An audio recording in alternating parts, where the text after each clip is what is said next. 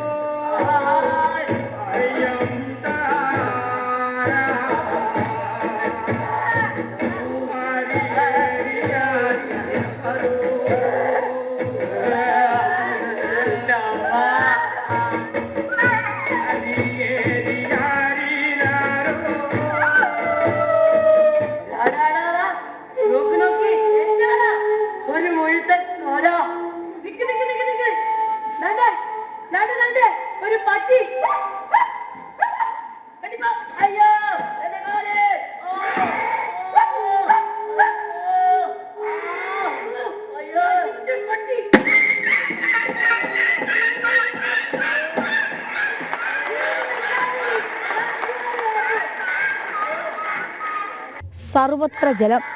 നാട്ടുകാരെല്ലാവരും കരതേടിപ്പോയി. വയനാട്ടിൽ നിന്നും ഉള്ളുലച്ചുകൊണ്ടൊരു ഉരുൾ കലോത്സവ വേദിയിലെ ഹൃദയത്തിൽ വേദനയുടെ വെള്ളപ്പൊക്കമായി മാറിയ കാഴ്ചയായിരുന്നു അത്. ഉണ്ണിമാഷിന്റെ കയ്യും പിടിച്ചുകൊണ്ടാണ് വെള്ളാർമലയിലെ കുട്ടികൾ അതിജീവനത്തിലേക്ക് നടന്നു കയറിയത്. ഉരുൾപൊട്ടിയ തറഞ്ഞ ദിവസം ഉണ്ണിമാഷ് കരഞ്ഞതിനത്രയും ആ മുഖത്തൊരു പുഞ്ചിരിയുണ്ട്. ഞങ്ങളെ ഒരിക്കലും ഒരു പ്രൈസിന് വേണ്ടിയിട്ടോ എ ഗ്രേഡ് നേടാനോ ഗ്രേസ് മാർക്കിനോ ഒന്നുമല്ല ഇവിടെ വന്നത്. ഞങ്ങൾ ഈ നാടകം കളിച്ചത് ഞങ്ങളെ സ്നേഹിക്കുന്ന കേരളം മലയാളം ഞങ്ങളെ ചേർത്ത് പിടിച്ചതാണ്.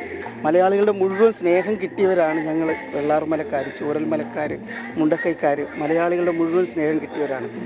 അവർക്ക് ഞങ്ങൾ തിരിച്ചു കൊടുക്കുന്ന സ്നേഹമാണ്, അവർക്ക് കൊടുക്കുന്ന സമർപ്പണമാണിത്.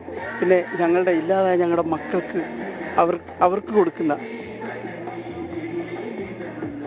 ചൂരൽമലയിൽ ഉരുൾപൊട്ടിയ രാത്രി സ്വന്തം നായയ്ക്ക് ഭക്ഷണം കൊടുത്ത് വീട് മാറിപ്പോയ ഓർമ്മ മാത്രമാണ് അമൽജിത്തിനുള്ളത്. പിന്നീട് തന്റെ നായയെ അവൻ കണ്ടിട്ടില്ല. പക്ഷെ നാടകത്തിൽ നായയായി അഭിനയിക്കുമ്പോൾ നഷ്ടപ്പെട്ടു പോയ അരുമയെ ഓർത്തുകൊണ്ടായിരിക്കണം. ഞങ്ങൾക്കറിയില്ലല്ലോ എന്ന് ഉരുളിട്ടുന്നത്.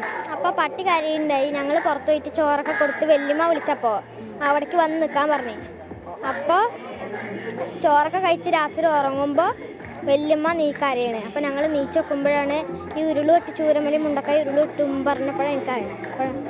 വേദനയോടെയാണ് ആ ചൂരൽമലയെയും മുണ്ടക്കൈയെയും ഓർത്തെടുത്തതെങ്കിലും ഇവർക്ക് മുന്നോട്ട് പോയേ മതിയാകൂ.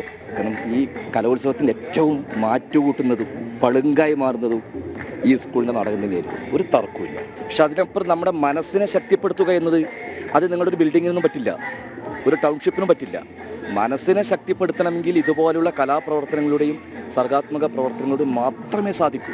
വേദനകൾക്ക് മേൽ തിരശ്ശീലയിട്ടവർ വീണ്ടും അതിജീവനത്തിനായി ഏറ്റുപാടി.